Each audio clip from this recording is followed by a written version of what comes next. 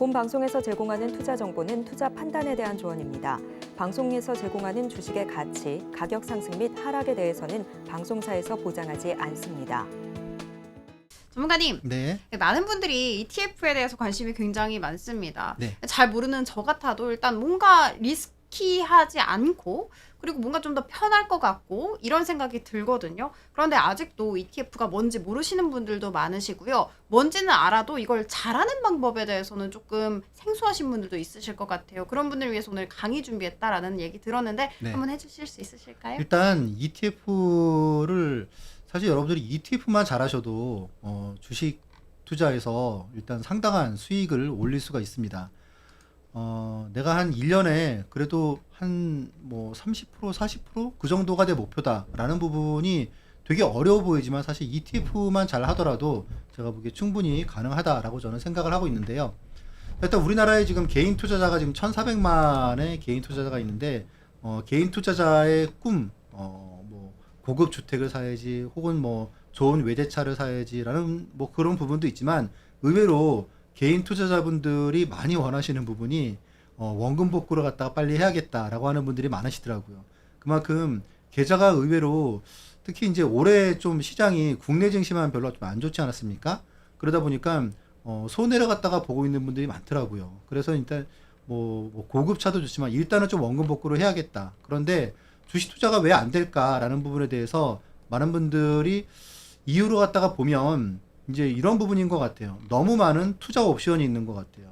우리가 너무 많은 선택지가 있다 보면 결국 그 결정을 하기가 좀 어려워지는 그런 부분이 있지 않습니까? 도대체 어디에 언제 투자해야 될까라는 부분을 사실 이 부분이 되게 중요한데 되게 어렵고 그런데 사실 그런 부분이 어느 정도 해소가 될 수 있다면은 주식 투자가 올해 되게 심플하게 여러분들이 좀 잘할 수 있으실 것 같아요. 자, 일단 ETF는 여러분들이 잘 아시다시피 또 뭐 아시는 분도 있고 모르시는 분도 있으시겠지만 ETF는 펀드 플러스 주식입니다. 네.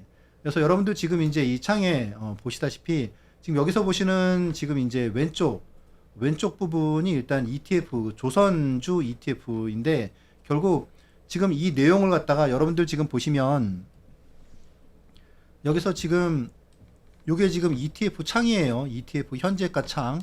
그리고 지금 여기서 보시는 이 부분이 그 ETF라는 거에 담고 있는 그럼 어떤 주식을 담고 있는 건가? 여러분들 펀드에 대해서는 아마 한 번쯤은 들어보셨을 것 같은데 펀드는 사실 주식을 갖다가 여러 가지 모아둬서 하나로 일단 뭐 종합 선물 세트처럼 그렇게 갖고 있는 거죠. 그래서 일단 ETF 조선 ETF 같은 경우 보시면은 이 안에 조선주들이 쭉 있습니다. 보시면 네. 뭐 한국조선해양, 뭐 삼성중공업, 한화오션 이런 식으로 대형주가 일단은 뭐 많이 있고 그래서 결국은 조선주가 오르면 당연히 조선 ETF가 좋습니다. 그리고 이제 이런 거 갖다가 펀드 같은 경우에는 뭐 3일이 지나야 현금화할 수 있고 또 그러고 장중에 매매를 못 하잖아요. 그런데 이제 ETF를 갖다가 여기 보시면 이렇게 현재가가 있습니다. 그래서 보시면 뭐 12,000 몇백 원에 몇 주가 있고 4,000주가 매도하는 게 있고 또 뭐 100주, 200주, 300주 이런 식으로 있습니다. 그래서 여기서 내가 이 주식을 갖다가 사고 싶다. 그러면 바로 이 가격에 사시면 되시고 요 가격에 팔고 싶다. 그럼 바로 팔리겠죠. 또 위에 대놓고 팔 수도 있고 대놓고 살 수도 있습니다. 그래서 주식과 똑같은 거네. 맞습니다. 예, 그래서 이제 이런 부분들 ETF는 결국 이런 펀드를 주식처럼 이렇게 쉽게 사고 파는 거라고 이제 보시면 되실 것 같아요.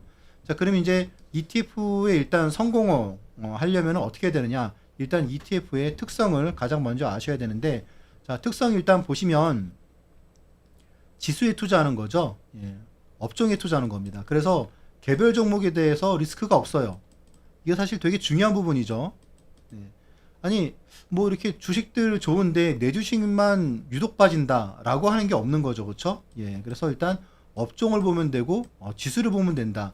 되게 투자 결정이 되게 심플해진다는 겁니다. 자, 그리고 또 가장 중요한 것 중에 하나가 거래세가 없다는 거예요. 거래세가 없다는 거. 거래세가 없기 때문에 여러분들 사실 그 투자하시다 보면은 이 거래세가 꽤나 큽니다. 특히 뭐 단기 투자하시는 분들 같은 경우에는 오히려 거래세가 투자 원금을 갖다 넘어서는 분도 있으세요. 그래서 일단 거래세가 없기 때문에 실질 수익률이 훨씬 높습니다. 물론 이제 이 부분은 해외 ETF는 아니고 국내 ETF의 경우에 해당되는 부분이에요. 그리고 아시다시피 주식과 같기 때문에 뛰어난 황금성, 그리고 앞에서 보셨다시피 그 안에 어떤 주식이 있는지를 갖다가 투명하게 공개를 하고 있기 때문에 운용의 투명성, 이런 부분들이 있습니다. 그러니까 펀드보다 유리하고 펀드보다 황금성이 있다라고 보시면 되세요. 그리고 이제 다양한 그런 ETF를 갖다 통해서 여러분들이 다양한 자산 관리를 할 수 있으시다라는 부분입니다.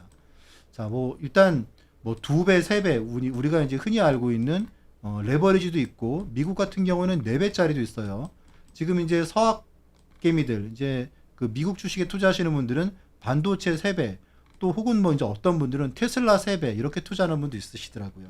그래서 이렇게 다양하게 투자할 수 있으시다라는 부분이 있습니다. 그리고 이제 주의할 점, 사실 이 부분이 더 중요한 거죠. ETF에 대해서 그러면 마냥 쉬운 거냐, 좋은 거냐? 아닙니다. 예, ETF는 특히 이제 레버리지 막 2배 여러분들 좋아하시지 않습니까? 자, 쉬워 보이지만 결코 쉽지가 않습니다. 예, 왜냐하면 레버리지 투자를 잘한다라는 거는 결국 선물 옵션 투자를 갖다가 잘한다는 거거든요. 그래서 이게 사실 되게 어렵다고 여러분들이 알고 있지 않습니까? 그래서 레버리지 부분도 결코 쉽지가 않습니다. 저한테 충분히 여러분들이 배우시고 난 다음에 ETF로 갖다가 투자하시기 바라겠습니다. 자, 일단 그 레버리지 같은 경우에 가장 중요한 거, 일단 다른 ETF 같은 경우에는 그래도 뭐 그 기초자산 종합주가 지수나 업종 대비해서 한 배로 움직인다 그러면 사실 그렇게 리스크가 크진 않아요. 근데 이게 레버리지가 사실 되게 좀 위험하다는 거 많은 분들이 아실 거예요. 장기 투자하시는 경우에는 진짜 독이 될 수가 있습니다. 이 부분은 제가 뒤에서 말씀을 드릴게요. 자, 이 괴리율이라는 점인데, 괴리율이 되게 치명적으로 다가옵니다. 그리고 세 번째는 거래량이 되게 작은 ETF는 여러분들이 조심하셔야 돼요. 여기에 대해서는 제가 2가지 케이스를 제가 말씀을 드릴 거예요. 자, 일단 앞에서 말씀드렸다시피 레버리지 ETF의 가장 치명적인 단점이 뭐냐? 일단 괴리율입니다. 괴리율 여러분들 보시면 이게 뭐냐면 자, 일단 좀 단적인 예로, 근데 이제 제가 예전에 증권회사 있을 때에도 많은 분들이 이 부분에서 당하고 저한테 문의하시는 분들이 많으셨어요. 자, 종합주가지수 내가 투자를 갖다가 2100에 그래 레버리지 ETF 샀어. 지수가 빠졌으니까, 시장이 빠졌으니까 그래 괜찮아. 그랬는데 몇 년 지나서 종합지수가 2500이 됐는데, 그러면은 단순하게 계산을 해도 한 15%는 수익이 나야 되는 거 아니야? 그런데 오히려 마이너스거나 제자리라는 거죠. 자, 그래서 그냥 코덱스 ETF를 하신 분들은 다 수익이 나셨는데, 레버리지 같은 경우에는 오히려 이 당시에 됐을 때 거의 제자리가 됐더라라는 내용입니다. 이제 그런 내용이 결국은 괴리율 때문에 그런 거예요. 뒤에도 보시면은 결국 이 괴리율이 되게 중요한 부분인데, 이 부분은 제가 좀 더 말씀을 드릴게요. 그리고 두 번째는 일단 거래량이 작은 ETF로 주의하라라는 부분이 있는데, 이제 얼마 전에 이런 내용이 있었어요. 그 파워 코스피 100 ETF라는 게 장중 상한가를 기록을 했습니다. 아마 아시는 분들은 아실 텐데, 요게 이제 막판에 흔히 말하는 세력이 이제 장난을 친 거죠. 이런 부분들이 가능하다는 겁니다. 그래서 거래가 작은 ETF는 조심할 필요가 있고, 또 그리고 상장 폐지에 대한 우려도 있습니다. 이제 상장 폐지에 대한 조건들이 있는데, 다만 이제 ETF는 개별 주식과 다르게 상장 폐지가 되더라도 순자산 가치에서 보수를 갖다가 차감을 해서 분배를 해주기 때문에 실제로 손실이 크진 않습니다. 자, 그리고 제가 이제 MACD하고 이제 5일선을 갖다 이용한 그런 기법을 말씀을 드릴게요. 자, 이 내용은 아마 유료 강의로 아마 접하신 분들이 많으실 것 같은데, 제가 오늘 좀 말씀을 드리겠습니다. 아시다시피 지금 그 ETF 타이밍 잘 잡으면 지수가 한 뭐 8%, 10% 오르는 경우가 많은데, 레버리지 경우는 2배이기 때문에 수익률이 막 20% 그렇게 나기도 하죠. 보시면은 지금 이제 MACD하고 이제 5일선을 갖다가 함께 보면서 투자하는 겁니다. 간단하게는 지금 여기서 보시면은 이제 이런 타이밍들이에요. 이렇게 이제 MACD가 충분히 내려왔을 때, 그리고 이제 그 지수가 5일선을 최초로 탔을 때, 이제 그럴 때 투자하는 게 좋다라는 내용입니다. 요런 내용이죠. 그래서 MACD가 충분히 내려왔을 때. 근데 이제 여러분들이 이런 내용이 있어요. 그 주식을 그러면 언제 사야 될 거냐? 많은 분들이 이제 대답하세요. 주식이 쌀 때 사야지. 그리고 이제 비쌀 때 팔아야지. 이제 라는 부분인데 MACD로 말씀드리면 MACD가 이렇게 파란색에 충분히 내려왔을 때 사는 게 좋습니다. 특히 이제 지수 같은 경우에는 오차가 적어요. 그러니까 실패할 가능성이 적다는 거죠. 그리고 이제 요렇게 타이밍을 갖다 잡는 법. 이런 부분들이 MACD하고 5일선 두 가지를 갖다가 여러분들이 참조하면서 투자를 갖다가 하시면 가능하다는 점입니다. 앞에서 제가 말씀드렸던 그 공백으로 나왔던 부분이 결국 이제 이런 부분이에요. MACD를 갖다가 보고 그러면은 MACD가 충분히 내려왔을 때 그리고 이제 5일선을 갖다가 최초로 회복을 했을 때 요런 시점이겠죠. 그러면 요런 시점을 갖다가 잡으실 때는 결국 두 가지를 갖다가 보라는 거죠. 첫 번째는 일단 MACD가 충분하게 음선에 있느냐. 그리고 두 번째는 5일선을 갖다가 요렇게 내려왔을 때 최초로 회복하는 시점. 이런 부분을 갖다가 찾는 거죠. 그러니까. 보시면은 지금 이제 요때 같은 경우도 아마 작년 5월, 6월, 8월 이때인 것 같아요. 근데 보시면 MACD가 충분히 내려오고 그리고 이제 5일선을 갖다가 요렇게 처음 회복했을 때 이런 시점이라는 거죠. 그리고 이제 요런 부분이 물론 오차가 있어요. 1년에 한 번 정도는 보면 오차가 있는 것 같아요. 근데 이런 부분은 저하고 함께 이제 방송을 보시다 보면 제가 이제 얼마 전에도 제가 이제 미국 대선 때문에 또 추석 연휴 때문에 좀 조심을 해야 된다라고 하는 그런 그 지수를 갖다가 조심해야 된다라고 좀 말씀을 드릴 때가 이런 부분인 것 같아요. 그래서 이제 지금 저하고 이제 제가 말씀드리는 그런 기법, 즉 MACD하고 그리고 이제 5일선 두 개를 갖다가 여러분들이 함께 보시면서 투자를 하시되 제 방송에서 제가 좀 지수에 대해서 어느 정도 여러분들이 말씀을 드릴 때 그런 부분들 제가 이제 요럴 때는 지수를 좀 조심하라고 말씀을 드리거든요. 그러니까 요럴 때 1년 중에 한 번 정도로 조심하시면 나머지는 보시면 타이밍이 되게 상당히 좋습니다. 특히 이제 이런 경우 같은 경우에는 뭐 레버리지 같은 경우에 순식간에 한 20%가 수익이 났을 거예요 아마. 그래서 요런 타이밍을 여러분들이 실수 없이 이렇게 잡으실 수가 있습니다. 그래서 그런 케이스를 비단 뭐 과거의 한 케이스가 아니고 과거에 이제 지수 이런 부분을 갖다 보시면 이렇게 MACD하고 그리고 MACD하고 보시면은 이제 이렇게 이 5일선하고 두 개를 갖다가 함께 보시면 실패가 상당히 작다.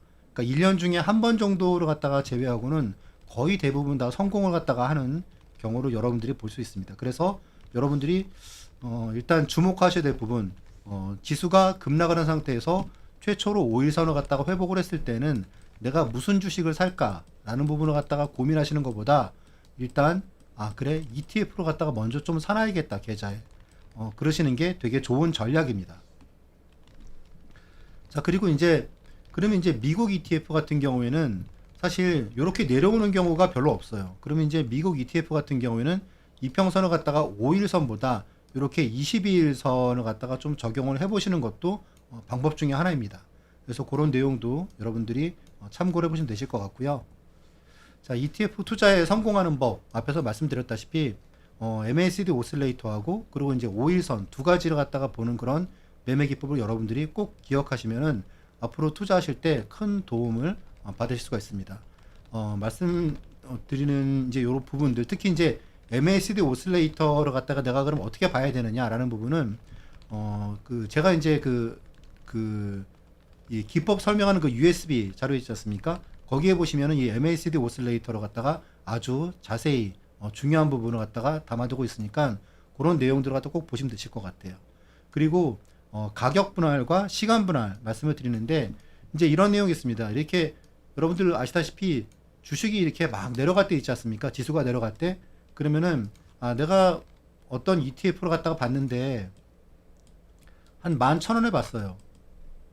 그러면 이거를 갖다가 샀는데 주가가 좀 빠지면은 뭐 한 1,500원에 사고 10,000원에 사고 하는 것보다는 ETF를 하실 때는 시간 분할 개념을 여러분들이 알고 계시는 게 중요하세요.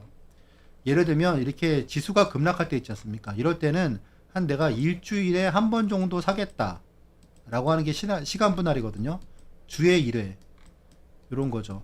그래서 보통 보면은 어떤 금융위기나 이제 그런 게 혹은 코로나 때문에 급락했을 때에도 이거 갖다가 가격 분할로 ETF로 사신 분들은 계속 손실이 커지는 경우가 있어요. 근데 이게 아니고 내가 지금 시장이 심상치 않다 그럴 때는 그래 일주일에 한 번 내가 매수를 하겠어 그러면은 거의 바닥에 사집니다.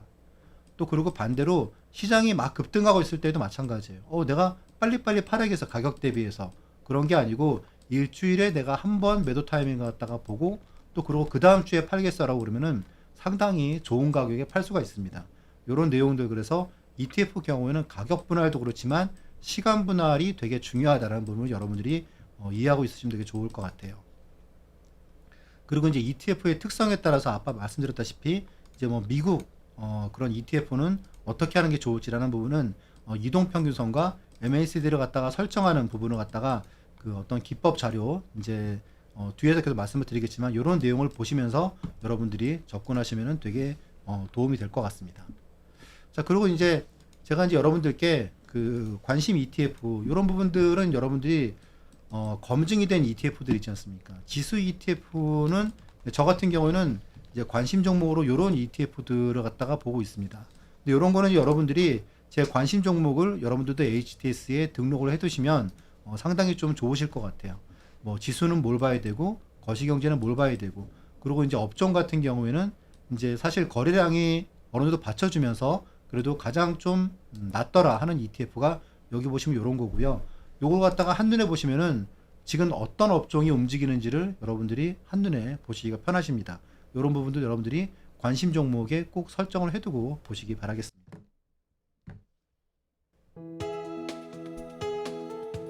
본 방송에서 제공하는 투자 정보는 투자 판단에 대한 조언입니다. 방송에서 제공하는 주식의 가치, 가격 상승 및 하락에 대해서는 방송사에서 보장하지 않습니다.